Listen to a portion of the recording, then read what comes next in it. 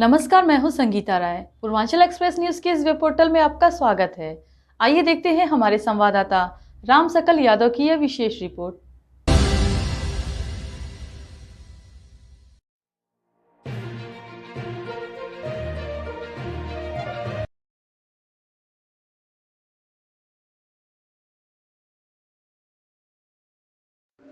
आजमगढ़ जिले में समाजवादी पार्टी के प्रदेश अध्यक्ष श्यामलाल पाल आजमगढ़ आगमन पर भव्य स्वागत के बाद सीधे सिधारी थाना क्षेत्र के मोहल्ला पठान टोला पहुंचे।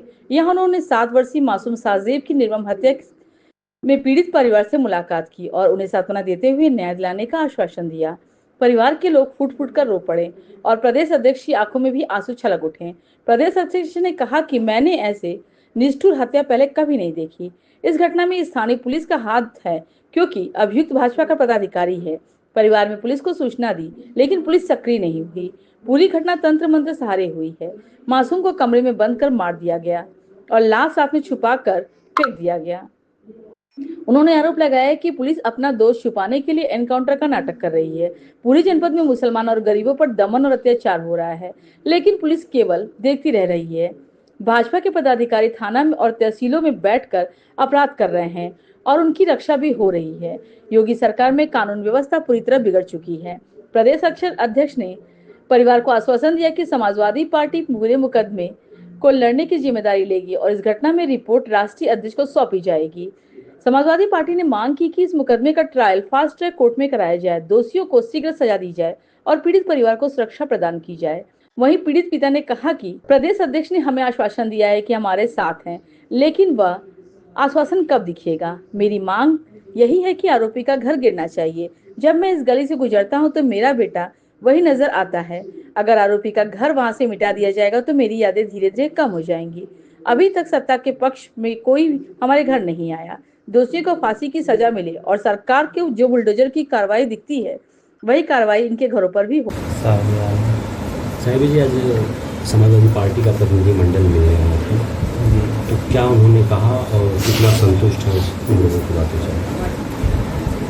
भाई देखिए, आश्वासन तो सभी लोग दे रहे हैं कि हम आपके साथ हैं और हमारे प्रदेश अध्यक्ष जी भी आश्वासन दिए हैं कि हम आपके साथ हैं। जब ये आश्वासन दिखे मुझे, जैसे हमारी देखिए एक सिंपल सी मांग है कि घर गिरवाएं। भाई इनके पास विपक्ष है ना, एक लोकतांत्रिक देश का सबसे मजबूत अगर कोई पहलू होता है तो वो विपक्ष होता है सत्ता के बाद। तो ये अगर चाहेंगे तो ये घर गिर जाएगा और जब तक ये घर नहीं गिरेगा, आप देख रहे हैं ये मेरा रास्ता है। जब मैं यहाँ से गुजर रहा हूँ तब मेरे बेटा वहाँ दिख रहा है मेरी आँखों के सामने, तब मुझे याद आ रहा है। तो जब उस चीज़ को वहाँ से हटा दी जाएगी तब जाके मेरी यादों से वो धीरे धीरे मिटने स्टार्ट होगा। अच्छा ये बताइए, बीजेपी का कोई नेता अभी तक आपके घर आया? मौजूदा पार्टी का जो सरकार है उनका कोई आदमी आया आपके? मुझे जहाँ तक याद है कि कोई नहीं आया। मतलब स्थानीय नेताओं से लेकर बड़े नेता तक बीजेपी का कोई नहीं आया? कोई नहीं। नहीं, वो पड़ोसी अजय सिंह जी है, वो परसों नरसों जो है बस उनसे ऐसे नॉर्मल कैजुअल मुलाकात हुई थी। और कोई आश्वासन देते हैं, कोई आपके परिवार की मदद के लिए? नहीं। आगे क्या मांग है अभी अब? आगे मांग यही है कि हमारे बेटे की जिस तरीके से इतनी क्रूरता से हत्या की गई है उसके सारे दोषियों को फांसी की सजा मिले और इनके घर को जो है बुलडोजर कार्रवाई, जो हमारे प्रदेश की सरकार ये दिखाती है कि ये एक तरीके का इंसाफ है, तो ये इंसाफ मेरे साथ क्यों नहीं हो रहा है, ये मेरे साथ भी किया जाए। अच्छा, पुलिस की कार्रवाई से आप कितने संतुष्ट हैं? पुलिस ने जब तक जो कार्रवाई की है दोषियों पर? पुलिस की कार्रवाई मतलब पुलिस ने तो सारे दोषियों को अभी गिरफ्तार कर लिया है। अब ये आगे क्या करते हैं इसके बारे में तो मुझे बहुत आइडिया नहीं है। सिधारी अशोक को भी आप लोगों की नाराज़गी थी कि उन्होंने समय पर कार्रवाई की होती तो शायद? हाँ, शायद अगर उस समय जब मेरा बच्चा गायब हुआ था तो हमने 7:30 बजे तक जो है एप्लीकेशन थाने में दे दी थी FIR। फिर हम दोबारा जब गए हैं 9:30 बजे के आसपास फिर FIR दर्ज हो गई, लेकिन आया कोई नहीं था। अगर उस समय 7:30 बजे ही कोई आ जाता तो शायद अपराधी का मनोबल टूट जाता। आते हैं, अगर पूछताछ होने लगती तो अपराधी का उस समय मनोबल टूट जाता और मेरा बच्चा हो सके शायद वो बच सकता था। देखिए, आज इस सिधारी कस्बे में 7 साल के मासूम बच्चे के साथ जो इतनी बड़ी हत्या हुई है, उस 7 साल के बच्चे का क्या अपराध रहा। इस अपराध से ये पूरा आजमगढ़ ही नहीं, पूरा उत्तर प्रदेश भयभीत है। कानून का राज बिल्कुल खत्म हो चुका है, गुंडा राज स्थापित है। मैं आपके माध्यम से ये जानना चाहता हूं कि तमाम छोटे छोटे केसों में तो बुलडोजर चले हैं, ये मासूम की हत्या पर ये बुलडोजर की कार्रवाई क्यों नहीं हो रही? इतने लंबे समय के बाद जो थाना का इंचार्ज है, थाना प्रभारी है, अपराधियों से मिल करके मिली भगत से ये मासूम की हत्या हुई। हम चाहते हैं यहाँ का थाना प्रभारी तत्काल प्रभाव से निलंबित हो, क्योंकि सिधारी गांव का जब बच्चा आज भयभीत है, उसे कोई रास्ता नजर नहीं आ रहा है, वो विद्यालय जाने में भी भयभीत है, कल उसके साथ क्या घटना हो सकती है। ऐसी स्थिति में निश्चित रूप से ये थाना प्रभारी तत्काल प्रभाव से निलंबित किया जाए। लोगों का आरोप है कि ये तंत्र मंत्र वाली ही सरकार है। तंत्र मंत्र के माध्यम से लोगों को, मासूम लोगों को फंसा करके पूरे परिवार को बर्बाद करती है। इनकी जो तांत्रिक व्यवस्था है, इस तांत्रिक व्यवस्था से ये आजमगढ़ ही नहीं पूरा प्रदेश भयभीत है। ये तंत्र मंत्र क्या है इनका? किसी की बलि दे करके बच्चा पैदा करना, ये कौन सा तंत्र मंत्र है? अध्यक्ष जी, लगातार बहुत ने नगर विधानसभा से देख लिया जाए, जीएनपुर देख लिया जाए, आजमगढ़ सदर देख लिया जाए, लगातार जो इस तरह से कानून व्यवस्था के देख रेख में घटनाएं घट रही हैं, तो क्या लगता है सर, आजमगढ़ ही जनपद लगातार इस पे? आजमगढ़ में तो कई घटनाएं हुई हैं, लेकिन और जनपदों में भी कम घटनाएं नहीं है। आप लोग तो मालूम है, पीडिया के लोग हैं, हमारे पास आजमगढ़ की घटनाएं नहीं है, घटना कराई जा रही है। थाना पुलिस के लोग अपराधियों से मिल करके अपराधीकरण कर रहे हैं पूरे जगह, और अपराधीकरण के माध्यम से आम जन बहुत भयभीत है। इनके जान माल की सुरक्षा कैसे होगी, इस बात को लेकर के बहुत भयभीत हैं लोग।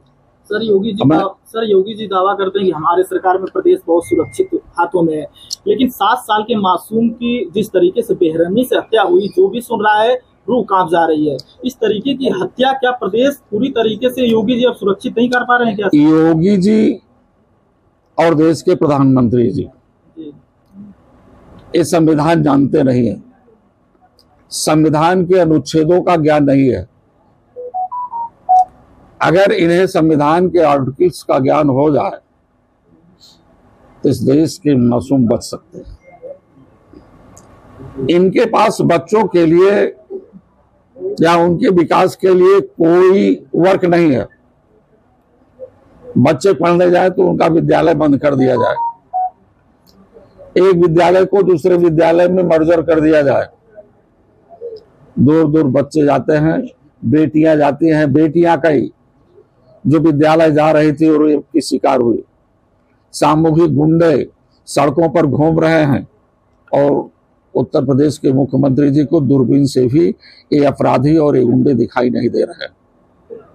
आज जनपदगढ़ में जो आगमन हुआ है सर, इस परिवार को क्या आश्वासन देंगे? हम इस परिवार को इंसाफ दिलाने का काम करेंगे। समाजवादी पार्टी के राष्ट्रीय अध्यक्ष सामाजिक न्याय की बात ही नहीं करते, उसे धरातल पर लाने का प्रयास भी करते हैं। इस परिवार को पूरी तरह से न्याय का रास्ता हम लोग इनकी लड़ाई खुद लड़ेंगे, हमारी पार्टी लड़ेगी।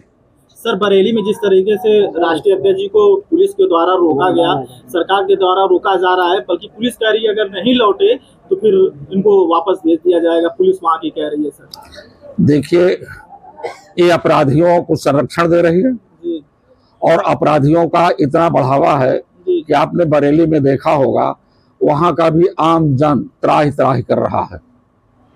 ये नफरत पैदा करने वाले लोग एक दूसरे को लड़ाने का काम कर रहे हैं। और मोहम्मद आजम साहब ये समाजवादी विचारक हैं और समाजवाद की धुन उनमें बराबर व्याप्त है और उन्हें ऐसे ऐसे मुकदमे में फंसाया गया, जेल में डाला गया कि कोई आम आदमी ऐसी उम्मीद नहीं कर सकता है कि मोहम्मद आजम साहब बकरी की चोरी किए हों।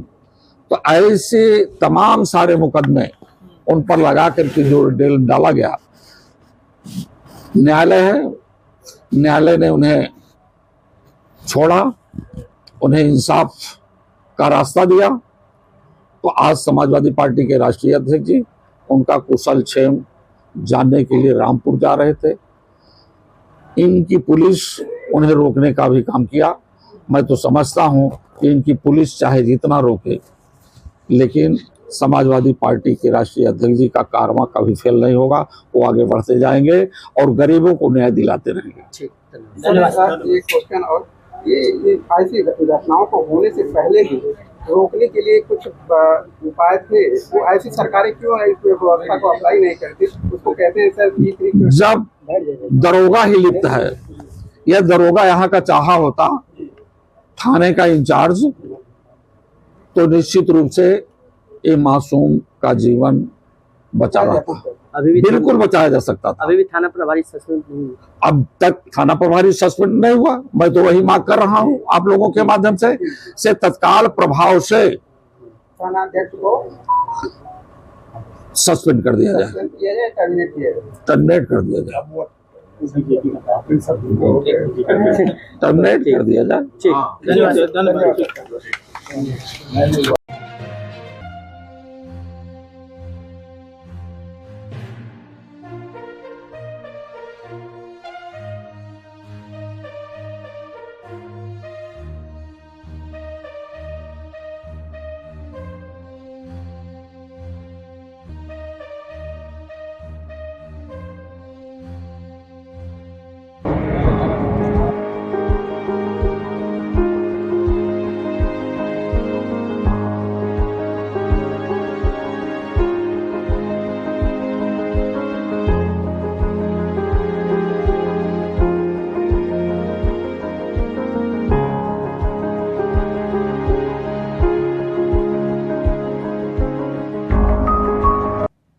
अगर आपको हमारी खबर पसंद आई हो तो हमारे चैनल को लाइक, सब्सक्राइब और शेयर जरूर करिए।